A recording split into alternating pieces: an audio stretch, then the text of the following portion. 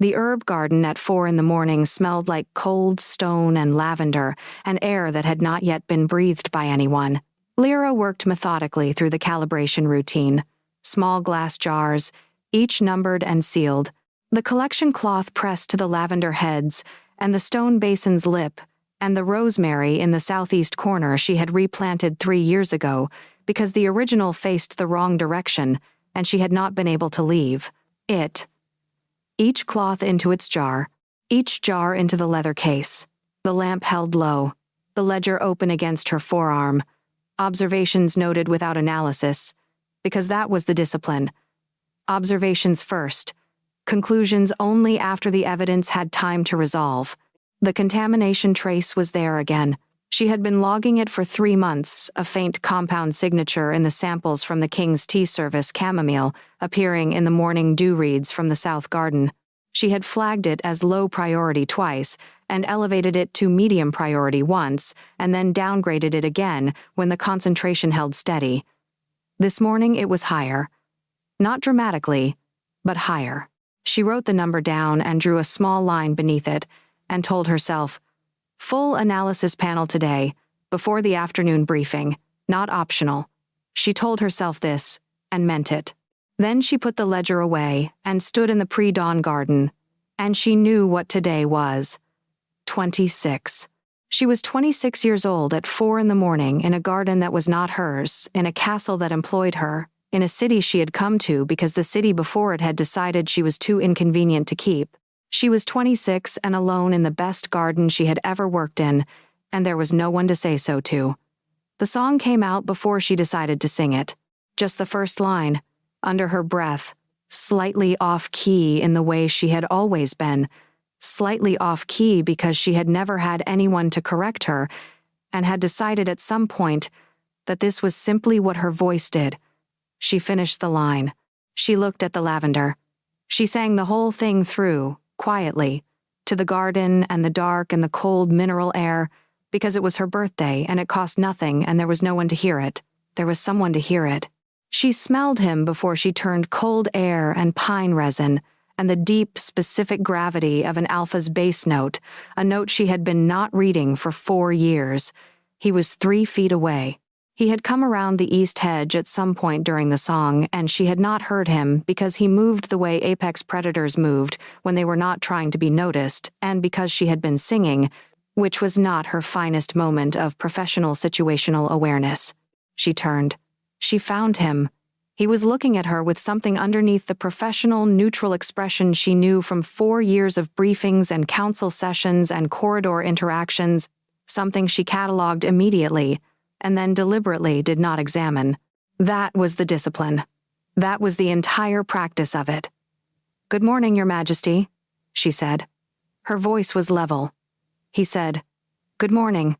She adjusted her grip on the lamp.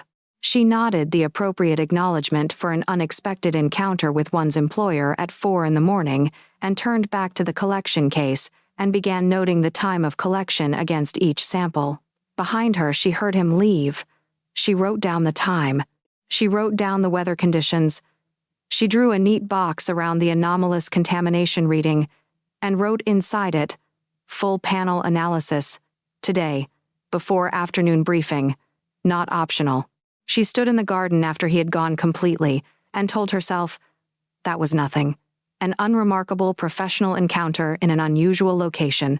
Absolutely nothing. She picked up her collection case and went inside. The laboratory occupied a vaulted stone room at the end of the lower east corridor.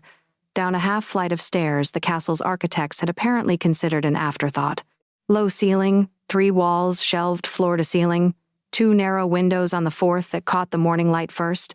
The long stone bench she used as her primary work surface had a rack of drying herbs above it that meant the room always carried a layered herbal quality she now associated entirely with the sense of being at home.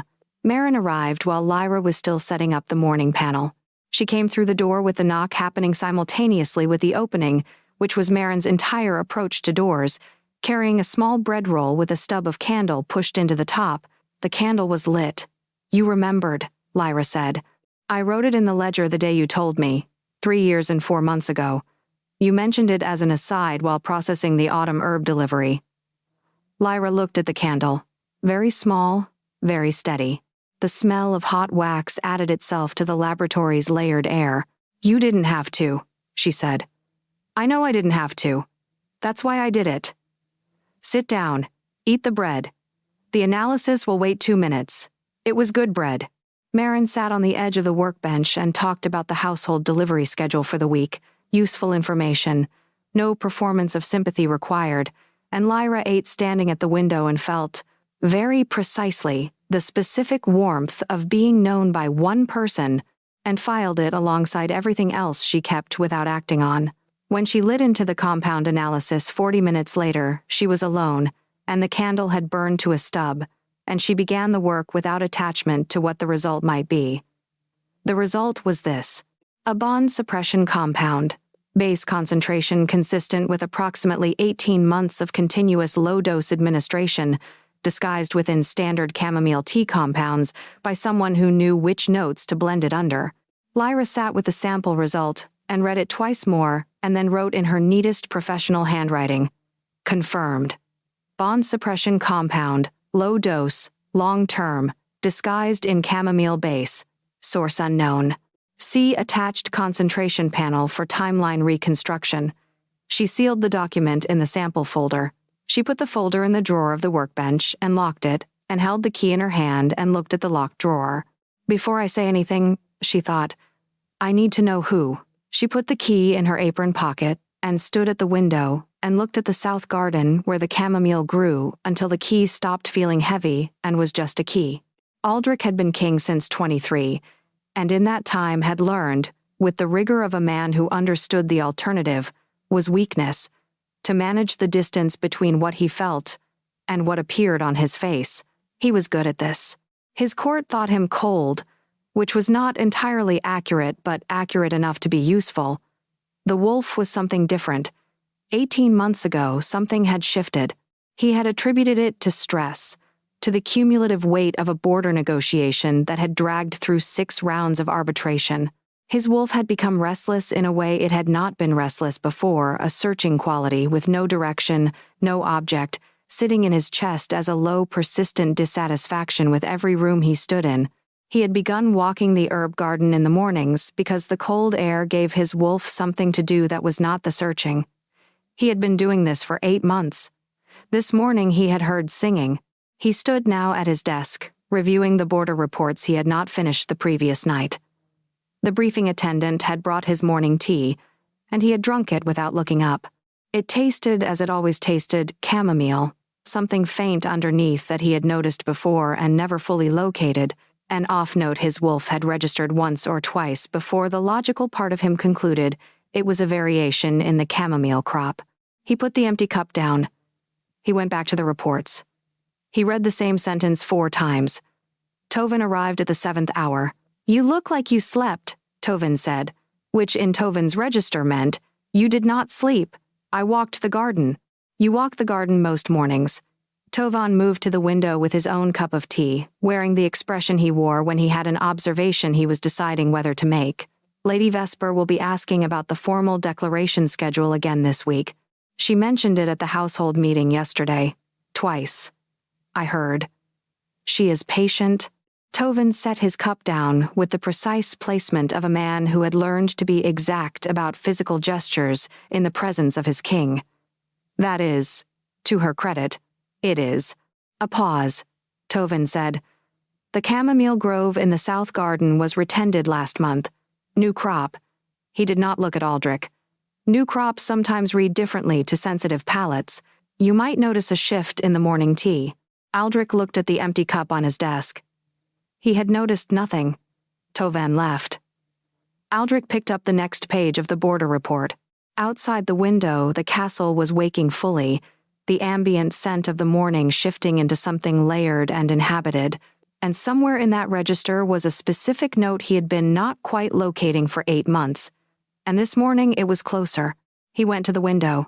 The herb garden was empty. He stood there longer than the view warranted. The weekly threat assessment was Lyra's longest professional performance. The council chamber held 12 wolves when fully attended, and this morning it was fully attended. 2 visiting pack representatives, and Aldrich at the head of the table, and Tovin to his left, and Lady Vesper in the advisory chair, with her hands folded and her attention precisely directed. Lyra stood at the assessment position and read the room one subject at a time, aloud in notation format. Not dramatic work. The drama lived in the accuracy in the moment a subject heard their own emotional state described with more precision than they had articulated it themselves. She had found this quietly satisfying for 4 years. She noted, without appearing to note, the compound trace in Aldrich's ambient signature was elevated again from yesterday. She had been filing it as anomaly for months, before she had run the analysis that named it, and now she could name it, and so the name sat in her reading of every room he was in. Unavoidable. Professionally inconvenient. She finished the assessment. The council received it. 2 questions, answered in notation format. Aldrich said nothing during the assessment, which was his standard mode present and attentive with the particular quality of attention she had been not recording for 4 years. After the briefing, in the corridor, Lady Vesper appeared. She was beautiful in the way that bore close examination, offering more the longer you looked. Dark auburn hair, warm ivory skin, hazel brown eyes that carried a quality of attentive warmth. Lyra had spent 2 years professionally classifying as genuine, and was now, with the sealed folder in a locked drawer, revising. The warmth was real. The wanting behind it was real. That did not make the method clean. Your read today was exceptional, Vesper said. The East Pack representative was clearly concealing something. You handled that very skillfully. Lyra thanked her. I've always found your methodology fascinating. Vesper's tone was conversational. How far back can you trace a compound signature in someone's ambient reading? Hypothetically, if something had been introduced a year ago, could a specialist of your caliber still detect it now? Lyra kept her face exactly where it was. The layering depends on the compound class and the introduction method. Some leave long metabolic traces, others are more volatile. Vesper smiled. Fascinating. His Majesty is fortunate to have such a thorough specialist. She left. Lyra stood in the corridor and looked at the empty space where Vesper had been and thought, precisely. She knows I've been running the samples. The private consultation request came 2 days later. Standard format, East Receiving Room, 10th hour. She arrived 4 minutes early, as she always arrived, as she had been arriving to professional engagements for 4 years. He was already in the room. The East Receiving Room was small and formal. 2 chairs, a long, narrow table, a window facing the inner courtyard. She had been in it many times. None of those times had produced quite this specific atmospheric quality, which she catalogued as contained, aware of itself. His official file was open on the table and he closed it without reading anything from it when she entered. He said, There is a concern about Lord Maris of the Halvern delegation. I need a professional read of his declaration of intent. She asked the standard preliminary questions. She gave the assessment of Lord Maris's ambient signature from that morning's briefing. Clean read, 5 indicators, notated in full. He listened. He asked 2 precise follow-up questions. She answered both. At the end of it, when she had finished and was gathering herself to leave, he said, Do you enjoy this work? She looked up. He was watching her with the expression she had been not noting for 4 years, and the question sat in the air in a different register than everything preceding it. She said, I find it satisfying. When the reads are accurate. Is it often accurate? It's a discipline. Accuracy depends on practice, and on caring whether you're right. A pause. He said, You always seem to care whether you're right. She said, It's a professional requirement. He said, Yes. He said it the way people said something when they meant something slightly adjacent to it, and she did not examine that adjacency. She said, Thank you, Your Majesty, and left at a professional pace.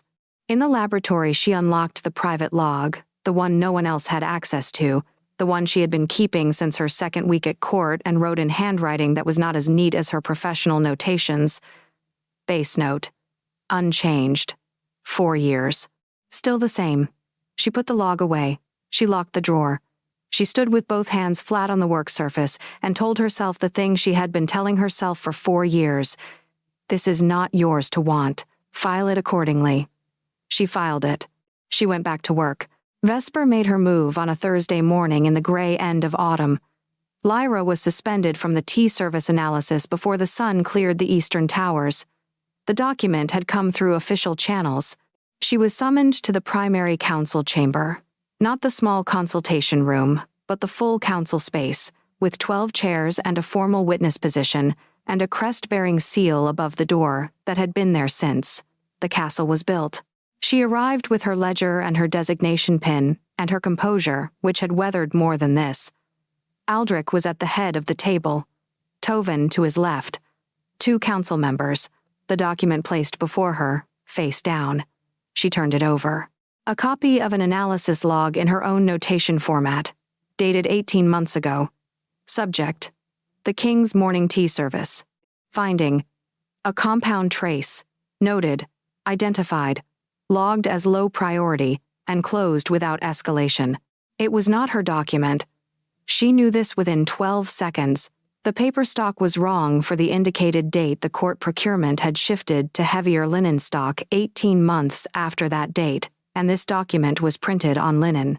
The notation shorthand she used for concentration ranges had been developed in her 3rd year, 2 years after this document was supposedly written.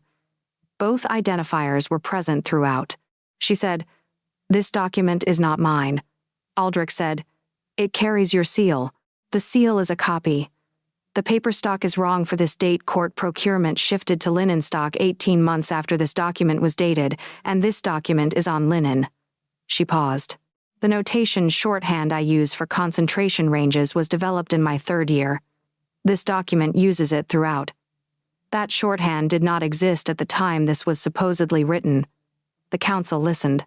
She could read the room's skepticism from the older member, careful neutrality from the younger. And Aldrich. The compound trace across his ambient signature, dulling the read she needed him to have. She needed him to be able to read that she was telling the truth. He could not, fully, because of what was in his tea, and she had a sealed folder in a locked drawer that described exactly what it was, and she had not yet filed it. He said, "The suspension is temporary, pending investigation." She said, "I understand." She left the council chamber at a steady pace and went down the corridor toward the east stairs, and she was halfway to the laboratory landing when Marin appeared at the turn. Silver-haired, slightly flushed, carrying nothing, which meant she had come specifically. Marin said nothing. She stood beside Lyra, and after a moment put one hand on Lyra's arm and left it there. Lyra stood in the corridor with her ledger in her hands and looked at the far end, where the stairwell opened downward, and she did not say anything for a long time, and Marin did not require her to. Aldrich read the document twice more that evening and found, with the precision he applied to all analysis, that the conclusion would not hold. He arranged the evidence as he would arrange any evidence premise, supporting observations, logical extension, and the supporting observations kept producing friction. She had identified the paper stock discrepancy in 12 seconds. A person constructing a false defense would not do this in 12 seconds. A person who had seen the incorrect notation convention every day for 4 years would recognize it in 12 seconds because she would know, the way anyone knew their own work, that those notes were not hers. The case that she had missed something and concealed it was supported by the document. The case that the document was the problem was supported by everything else he had observed about her professional conduct in 4 years, which had never once included an error he could identify. He called for Tovin. Tovin arrived in the unhurried way he had, which did not mean he had been unhurried.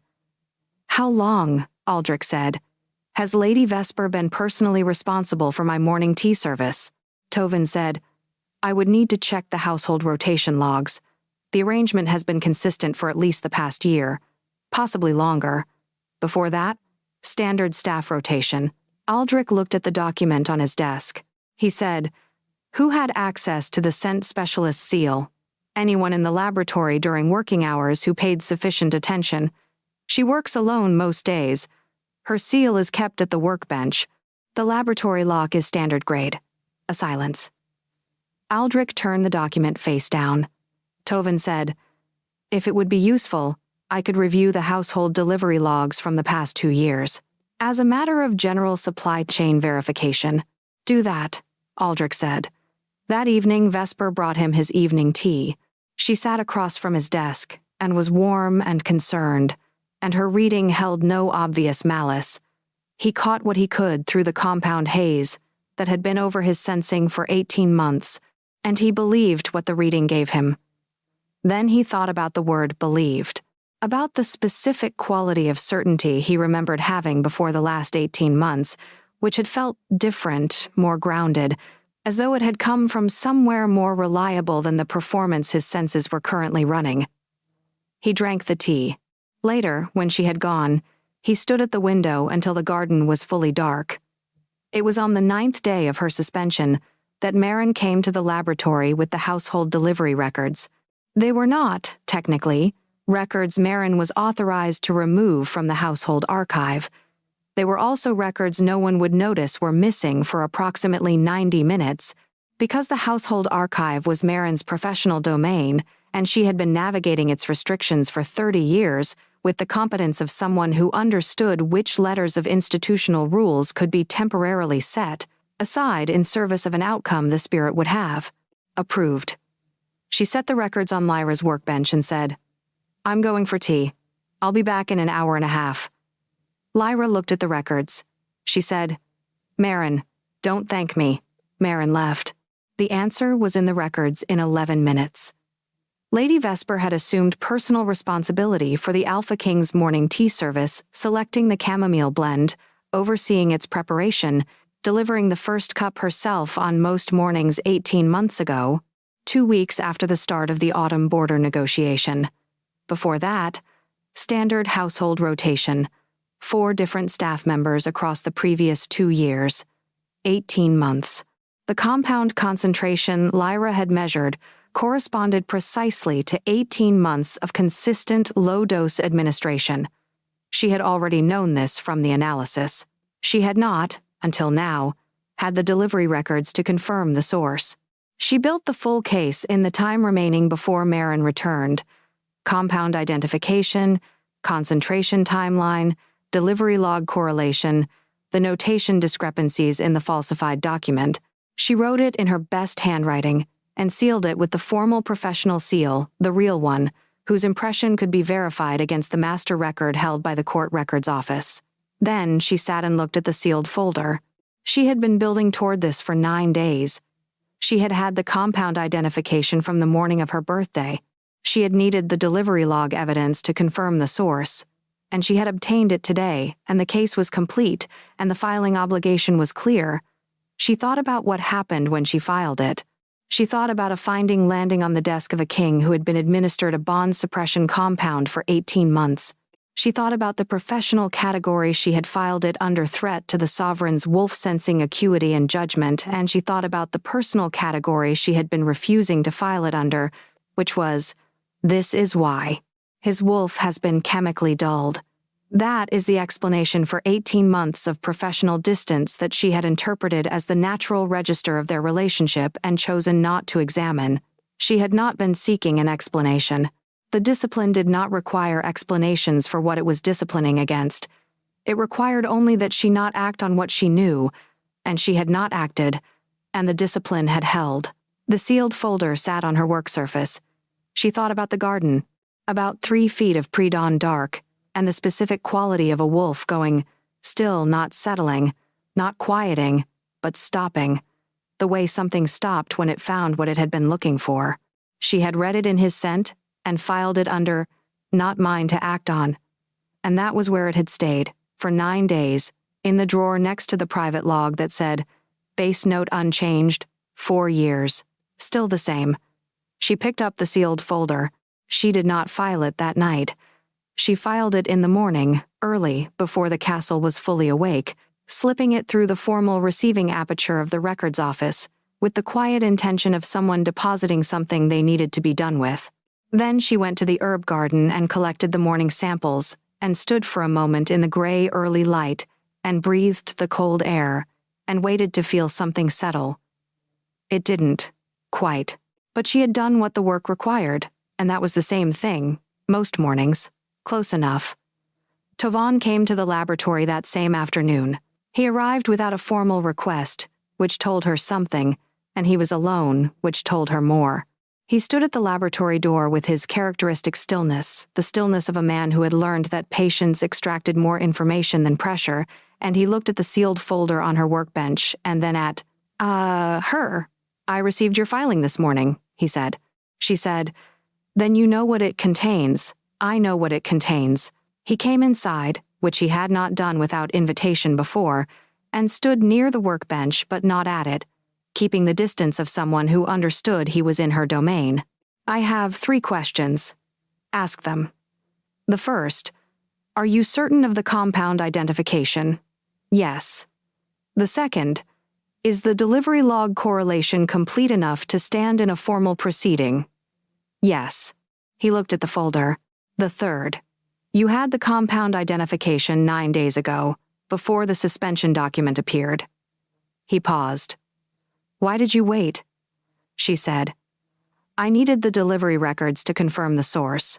Filing a compound finding without naming the source would have been professionally incomplete." Tovan looked at her for a moment.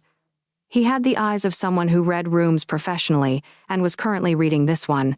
He said, "That is the accurate answer." She said, "Yes." He said, "It is not, I think, the only answer." The laboratory was quiet. Outside the narrow windows, the afternoon light was going flat and gray, the particular colorless quality of autumn at its end. She said, "He needed to know. Whatever the rest of it is, he needed to know. Someone was doing something to him without his knowledge, and he had a right to know." Tovan said nothing for a moment. Then, "I have the delivery logs already, independently. I began pulling them 6 days ago." His voice was even uninflected. "Your filing confirms what I had assembled. Between the 2 records, the case is complete." He picked up the sealed folder from the bench, with a courtesy that acknowledged it was hers to hand over before he did. She nodded. He took it. At the door, he stopped. He said, "You know what your blood reads as, to the right nose." She said, "I'm a baker." She said it flatly, which was not the right response for the moment, and she knew it, and she said it anyway because there was only so much she could acknowledge in a single afternoon. Tovan looked at her for 1 moment longer than was required for a professional exchange, and then he left. She stood in the empty laboratory and looked at the space where the sealed folder had been for 9 days, and she opened the private log and wrote, "Filed. Tovan has it. Whatever comes next, I did what the work required." She closed the log. She went to the window. The south garden was going dark below, the chamomile beds silver gray in the fading light, and she stood there until she was cold, and then she went back to work, because that was what there was. Aldrich did not sleep on the night Tovan brought him the folder. He read it twice. He sat with the delivery logs Tovan had assembled, and followed the correlation from the compound identification to the concentration timeline, to the 18-month record of Vesper's personal management of his morning tea, service, and the conclusion arrived with the specific quality of something that had always been true and was only now becoming legible. 18 months. He had attributed the searching quality in his wolf to stress, to the border negotiation, to the particular accumulated exhaustion of a long autumn. His wolf had been looking for something his sensing could not clearly locate, and the compound had been the reason, and the compound had been in the tea that arrived at his desk each morning, with the practiced warmth of someone who had positioned herself close enough to administer it without question. Tovan sat across from him with his tea, his own tea, from the general kitchen, a fact Aldrich was newly aware of and did not speak, because Tovan knew when speech was not what was needed. After a long time, Aldrich said, "She filed this the day after the suspension." Tovan said, "She filed it the morning after, yes. Her initial identification predates the suspension by 9 days." Aldrich looked at the compound finding in Lyra's precise handwriting. The date stamp of the original analysis was the 23rd of the month, her birthday. She had identified it on her birthday and said nothing for 9 days and then filed it the morning after she had been formally accused of professional negligence. He said, "The tea service stops tonight." Tovan said, "I've already arranged it." Aldrich looked at the fire. He said, Vesper does not know the reason. Not yet. Aldrich said nothing more, and Tovan sat with him in the quiet until the fire burned low. The first morning without the compound was unremarkable. He woke at the same hour, walked the same garden path, attended the same first briefing of the day. He noticed nothing significantly different, and attributed this to the compound's metabolic tail, which he now knew enough about to understand it would not clear in a single day. He drank the tea that came from the general kitchen service and tasted the absence of the off-note, and that absence was itself a kind of information. The second morning, something began to lift. He noticed it first as a quality of sensory resolution, the morning's scent landscape sharper than it had been, the individual notes of it cleaner and more precisely located. He noticed it second as a quality of attention. He found himself reading the room during the morning briefing, with a precision he had not had for some time, the kind that let him track multiple scent registers simultaneously without the usual effort. He noticed it third as a quality of direction, which was the most disorienting, because for 18 months his wolf had been searching without an object, and now the searching had a direction, and the direction was specific, and the direction was a woman he had been professionally interacting with for 4 years.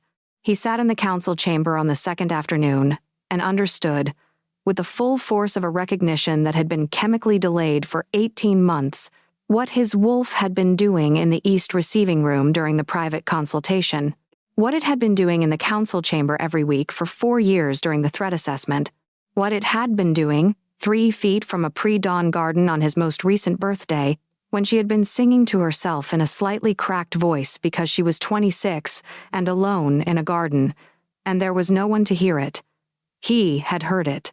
His wolf had gone completely still, in the specific way of something that had found what it was looking for, and he had attributed the stillness to the particular quality of the morning air. The third morning, his wolf went fully awake. It arrived the way the compound's clearing was supposed to arrive, not gradually, but all at once, 18 months of dulled recognition resolving into the full clarity of what had always been there. He stood in his study with one hand on the desk, and breathed through the specific quality of it, which was enormous and disorienting, and had underneath it a layer that was the opposite of disorienting, which was, of course, this is what has been wrong, which was 3 feet. Vesper came to him that evening. She was warm, as she was always warm, and attentive, and she brought him a report from the Western Pack representative that gave her a legitimate reason to be in his study at the 8th hour, and he watched her come through the door, and he read her with a clean wolf for the first time in 18 months. What came through was not what the compound had been giving him. The warmth was real, he had not been wrong about the warmth.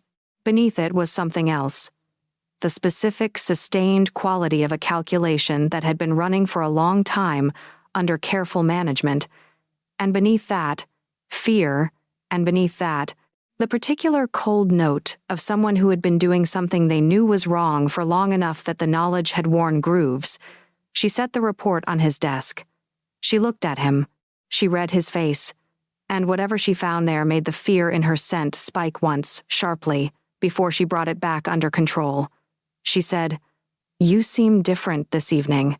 He said, "I have a great deal to think about." She said, "Of course. The Western situation is complicated." She began explaining the report professionally, and she was good at this. She had always been good at the professional performance, which was why the compound had been necessary. Without it, he could see the performance clearly for the first time, and what he could see was someone who had wanted something, and had found a method, and the method had required that he be unable to see her clearly. He let her finish the report. He thanked her. He said nothing else, and she left, and the fear note she left behind in the air of his study was the confirmation he had not needed but now had. He went to find Tovan. The full council assembly was called for the third day following. Tovan arranged it with the efficiency of someone who had been preparing for this and needed only a direction to move in. The formal notification went to every council member, both visiting pack representatives and the senior household staff, including Marin, who received hers and read it and folded it precisely and went directly to the lower east corridor. Lyra was in the laboratory when Marin knocked. She had been in the laboratory most of the 3 days since she had filed the folder, working on the analyses that were within the scope of her non-suspended functions and not looking at the east window, which faced the direction of the primary council wing. Marin said, "There is a formal assembly tomorrow morning. You are required to attend in professional capacity. The suspension has been lifted effective immediately."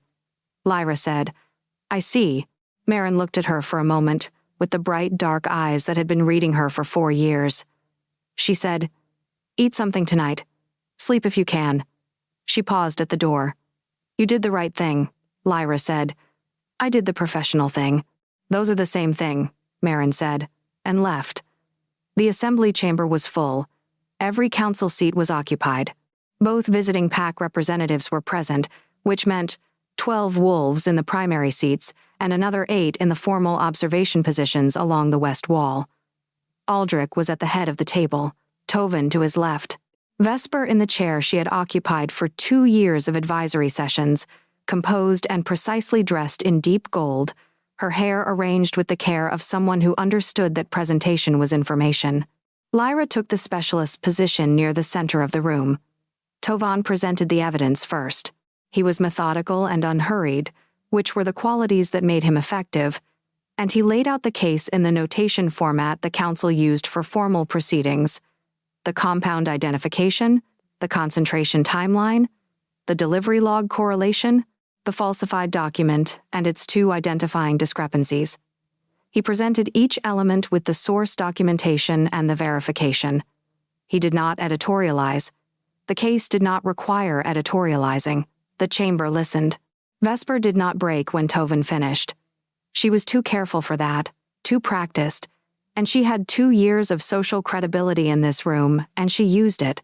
She spoke in measured, grief-touched sentences about the pressures of her position, the misinterpretation of her intentions, the possibility that evidence had been assembled and ordered to tell a specific story rather than the true one.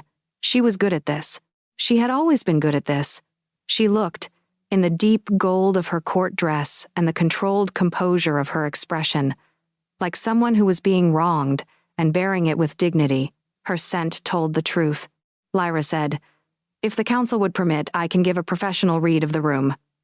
Aldrich said, "Proceed."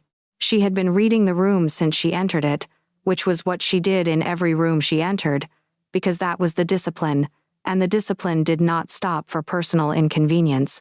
She gave the reads in the notation format, 1 subject at a time, the way she gave every formal assessment.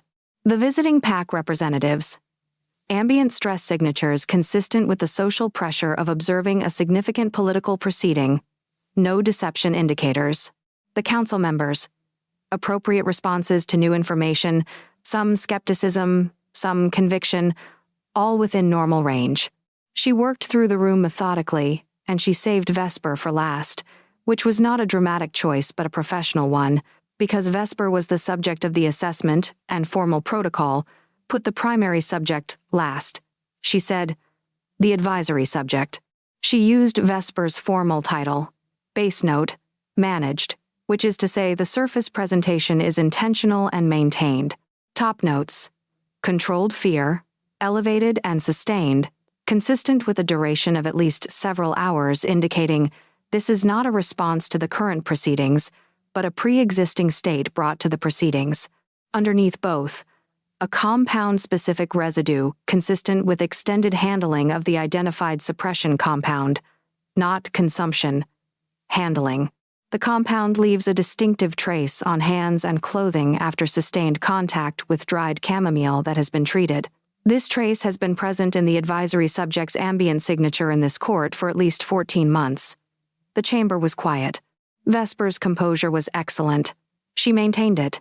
She said, "The specialist's ability to read my scent is exactly the problem I have identified. She has had a professional interest in producing a specific conclusion, and her methodology in this case cannot be considered objective." Lyra said, "That is a fair challenge.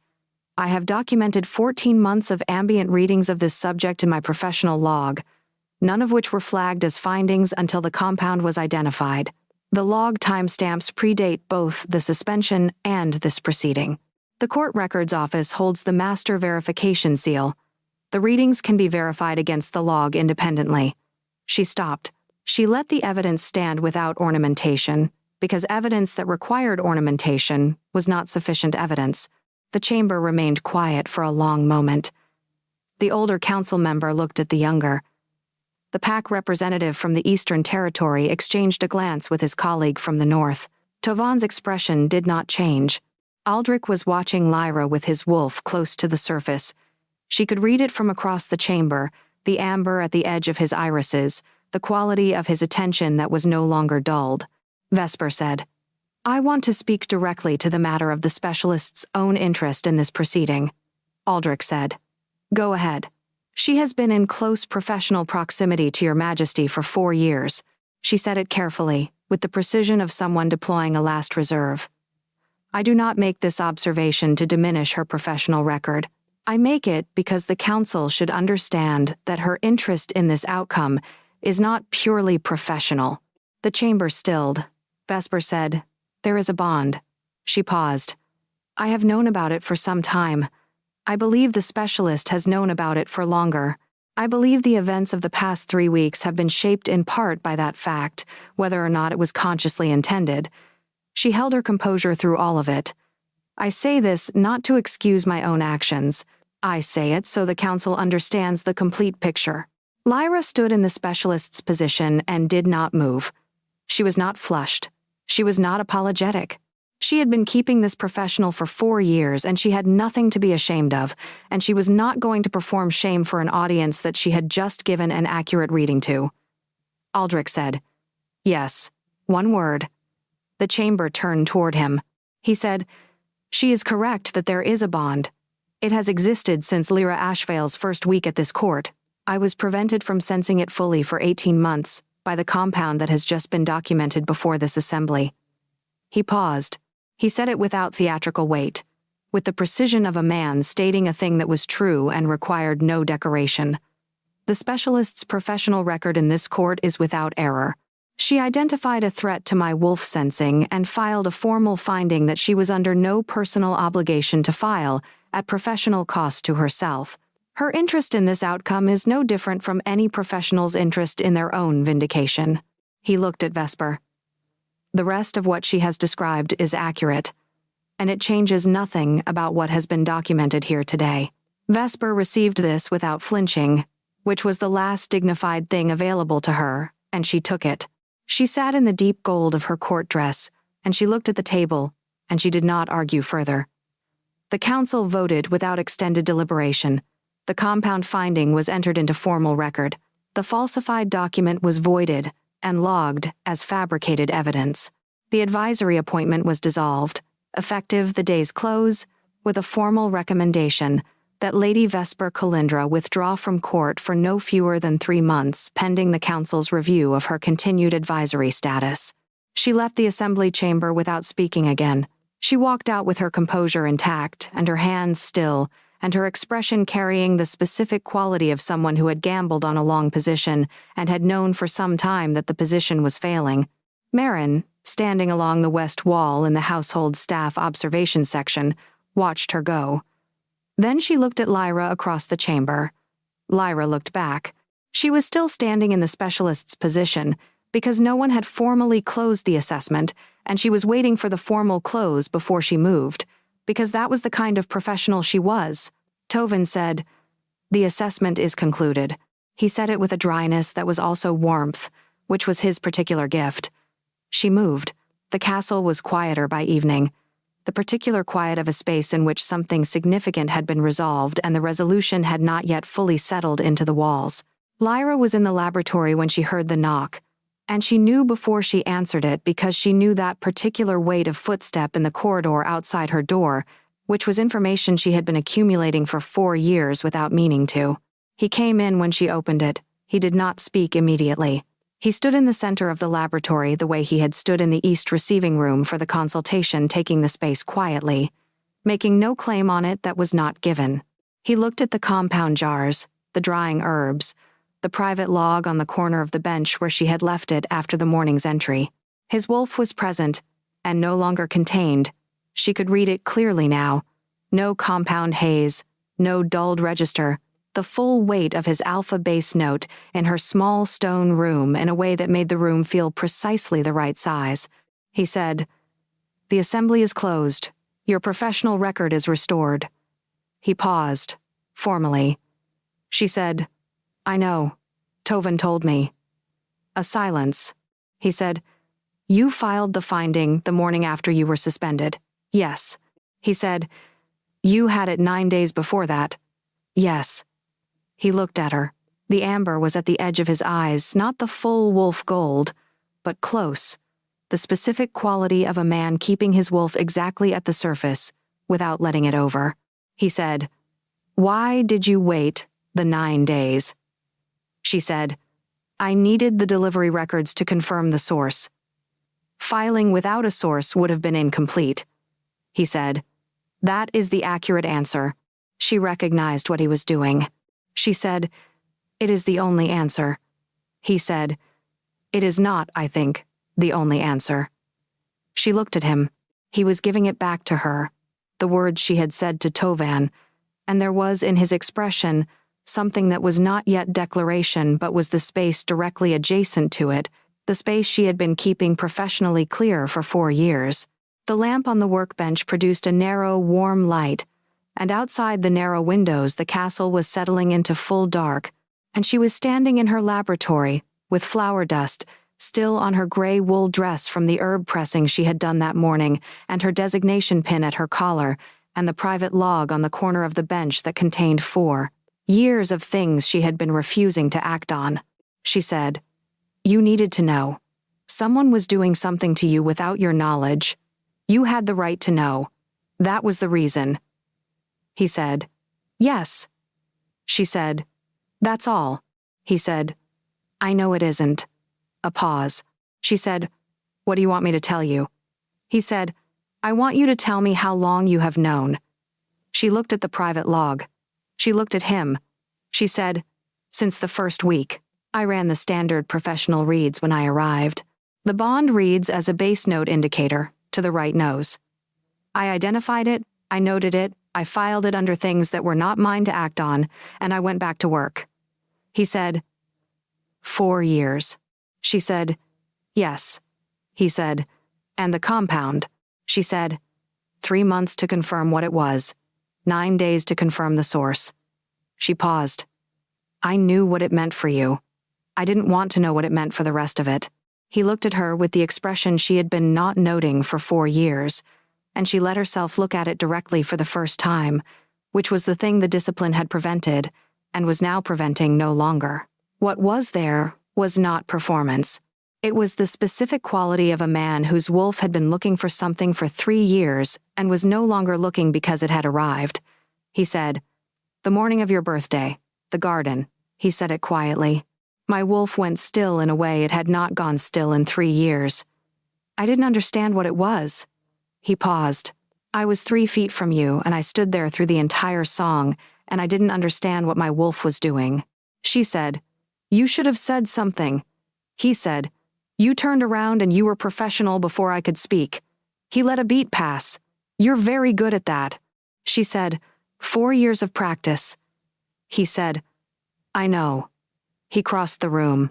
Not quickly, he gave her every step of the distance as information, as the opportunity she had not taken from the East receiving room, from the corridor outside the chamber, from a dozen professional interactions in which something had been present and neither of them had acted on it. He stopped at the edge of her professional distance, not inside it, and his wolf was at the full surface now, the amber gold steady in his eyes. He said, "I have been in this castle 3 years longer than you. I have been in that garden most mornings for 8 months. My wolf has been searching for the direction it already knew, and the compound was the reason it couldn't arrive, and you were the person who told me about the compound." She said, "That was the professional obligation." He said, "I know what it cost you." She said, "You don't, quite." He said, "Tell me." She looked at him for a moment with the gray-green eyes she had been keeping professionally neutral for 4 years, and then she did something she had not done in the laboratory since the birthday morning in the garden, which was to let herself be not professional for a specific moment. She reached past him and picked up the private log from the corner of the bench and held it out. He took it. He did not open it. He held it and looked at her. She said, 4 years of base note reads. Every week, sometimes more. She paused. The discipline was not to act on them. I maintained the discipline. He said, you maintained the discipline until someone threatened you with a falsified document, and you filed a formal finding that you had no personal obligation to file, and that cost you your professional standing for 11 days. She said, yes. He said her name, not her title, not the form of address for a professional encounter. Her name. It arrived with the weight of something that had been withheld for the same length of time as the private log. She stepped into the distance she had been keeping. His wolf was close enough to the surface now that she felt it before he moved the specific orientation of a fated wolf, recognizing what it had been searching for, a pull that had been present in every professional interaction for 4 years and was no longer contained by the compound or the discipline or the careful distance of a receiving room. His hands came up and stopped at her shoulders, not yet holding, asking, and then, slowly, with the deliberateness of something ancient and irrevocable, he tilted his head to the side and bared his throat. Not a gesture of hierarchy, not submission to her rank, but the oldest acknowledgement available to a wolf who had found his mate. I know what you are to me. I am giving you what is yours to take. She looked at him. The professional categories she had been using for 4 years were simply no longer available, which was frightening, and was also, underneath the fright, a specific relief so complete it had its own quality, the relief of something set down that had been very heavy for a very long time. She said, I sang the whole song. He said, I know, I heard all of it. She said, I was off key. He said, yes. His voice was low, with the warmth underneath that she had been reading in his bass note for 4 years and refusing to name. He said, I stood there and listened to every word, and my wolf went still and I didn't know what it was. He paused. I know now. She reached up. She pressed her mouth to the side of his throat, to the place where his pulse ran close to the surface, and she bit clean and certain, the claiming of a mate who had been known for 4 years and was known now without apology, and felt his hands close around her fully as the bond completed, bright and specific, and entirely hers. The mark burned. Through it she felt him not the king, not the professional authority of 4 years of briefings and council sessions, but the man who had been walking a garden for 8 months in the dark, because his wolf would not stop searching, and who had stood 3 feet from her in the pre-dawn cold, and listened to her sing to herself because she was 26 and alone, and it was her birthday. The lamp on the workbench burned low. Outside the narrow windows, the castle was fully dark and fully quiet. The compound jars stood in their precise rows along the east shelf, and the private log was on the bench where he had set it down, and her designation pin was still at her collar, and she was still, specifically and entirely, herself. She stayed. Dawn came into the herb garden at the same hour it always came. The blue going gray, going the particular warm gray before actual color, and Lyra was already there because she was always already there. The collection case was at her feet. The lamp was unnecessary. Now the light was sufficient, and she worked through the calibration routine in the growing morning. Lavender, stone basin, rosemary in the southeast corner, each cloth to its jar, each jar to its case. The ledger open against her forearm. She was humming. She did not decide to hum. She simply was humming, the melody of the song she had sung in this garden 8 months ago to no one, because the morning was quiet and the lavender was exactly the right height, and she was, for this moment, simply herself in the best garden she had ever worked in. He came around the east hedge. She heard him this time, which was information she had been accumulating daily since the night in the laboratory. The specific weight of his footfall, the particular quality of his presence before he was visible. He stopped behind her at approximately 3 feet, which was the same distance as the beginning, and she felt his wolf register her with the settled certainty that had replaced the searching, the way she felt it every morning now. Warm and specific and hers.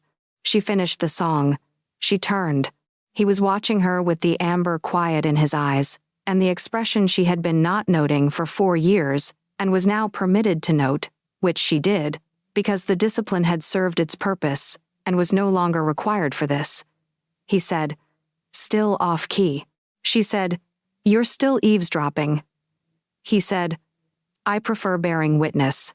She looked at him in the new morning light, with flower dust already on her hands, and the collection case at her feet, and the designation pin at her collar, which she was still wearing because she was still the court's scent specialist and intended to remain so, and the bond warm between them with the completeness of something that had always been true and was only now, finally, legible. The sun came fully over the garden wall,